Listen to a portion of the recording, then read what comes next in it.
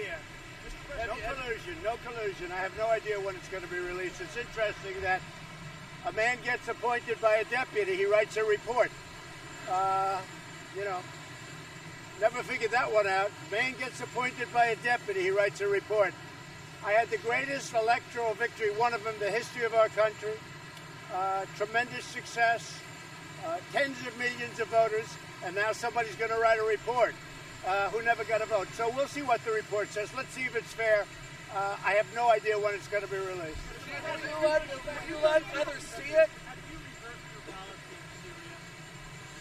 No, we're in Syria. We're leaving 200 people there and 200 people in another place in Syria, closer to Israel, for a period of time. I brought this out for you because this is a map of everything in the red. This was on election night in 2016. Everything red is ISIS. When I took it over, it was a mess. Now, on the bottom, that's the exact same. There is no red. In fact, there's actually a tiny spot which will be gone by tonight. So that's ISIS, red right there. And the bottom one is how it is today. This just came out 20 minutes ago.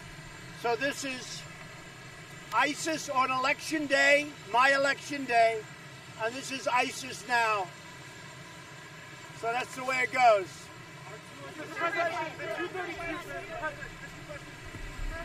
Have a right to see the Mueller report? I don't mind. I mean, frankly, I told the House, if you want, let them see it. Again, I say, a deputy, because of the fact that the Attorney General didn't have the courage to do it himself, a deputy that's appointed appoints another man to write a report. I just won an election with 63 million votes or so, 63 million. I had 206 to 223 in the Electoral College, 306 to 223. And I'm saying to myself, wait a minute, I just won one of the greatest elections of all time in the history of this country, and even you will admit that. And now I have somebody writing a report that never got a vote? It's called the Mueller report. So explain that, because my voters don't get it, and I don't get it. Now, at the same time, let it come out. Let people see it. That's up to the Attorney General. We have a very good Attorney General. He's a very highly respected man, and we'll see what happens. But it's sort of interesting that a man out of the blue just writes a report. I got 306 electoral votes against 223. That's a tremendous victory. I got 63 million more. I got 63 million votes. And now somebody just writes a report. I think it's ridiculous, but I want to see the report. And you know who want to see it? The tens of millions of people that love the fact that we have the greatest economy we've ever had. I'm going to Ohio right now. They were going to close the plant. It's where they make the tanks. It was going to be closed, and I stopped them from closing it. And now it's thriving and doing great. And the people of Ohio, they like Trump because I've done a great job in Ohio. And I've done a great job all over the country. That's what the people want to hear. What do you want to hear?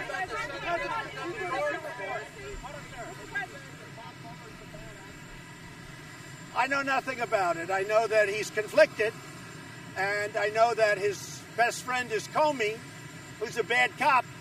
And I know that there are other things, obviously. You know, I had a business transaction with him that I've reported many times that you people don't talk about. But I had a nasty business transaction with him and other things. I know that he put 13 highly conflicted and, you know, very angry, I call them angry Democrats in. So, you know, so what it is. Now, let's see whether or not it's legit. You know better than anybody. There's no collusion. There was no collusion. There was no obstruction. There was no nothing. But it's sort of an amazing thing that when you have a great victory, somebody comes in, does a report out of nowhere. Tell me how that makes sense. Who never got a vote.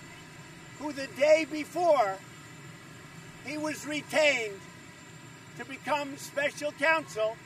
I told him he wouldn't be working at the FBI. And then the following day, they get him for this? I don't think so. I don't think people get it. With all of that being said, I look forward to seeing the report.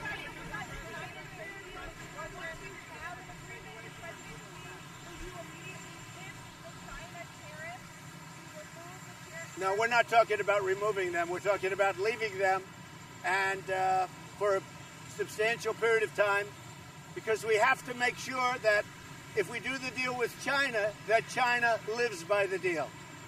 Because they've had a lot of problems living by certain deals, and we have to make sure. Now, no president has ever done what I've done with China. China had free reign over our country, taking out $500 billion a year for many years. We actually rebuilt China in the truest sense of the word. We rebuilt China. But we're getting along with China very well. President Xi is a friend of mine. The deal is coming along nicely. We have our top representatives going there this weekend to further the deal. But no, we're taking in billions and billions of dollars right now in tariff money, and for a period of time that will stay.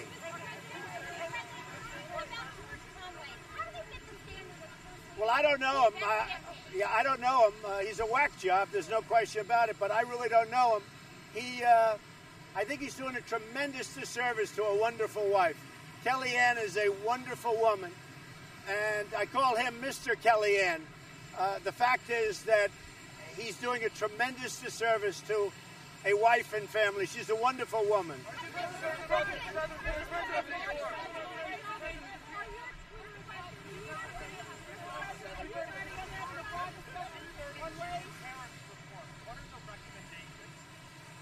Well, are you talking about the one that you just found out about having to do with cars?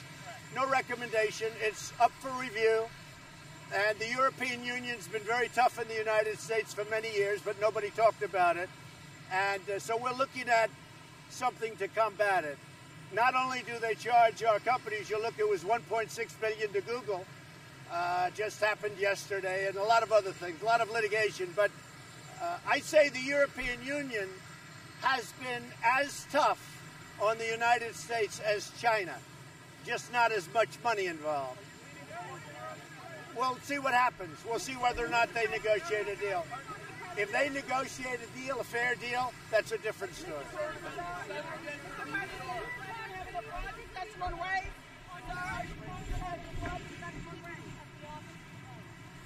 Yeah, go ahead.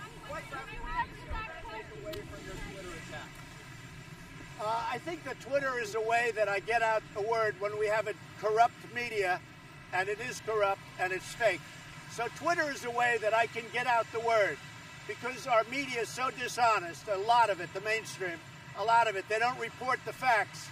They don't report, as an example that I just showed you, they don't want to report this, so I figure I might as well show it. So when I do the Twitter statements, I get out the word from a fake and corrupt media. And I have on 5 sites, please,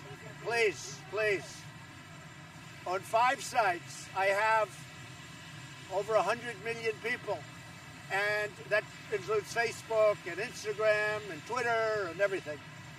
And it's a way that I can get honesty out, because there's tremendous dishonesty with respect to the fake news media.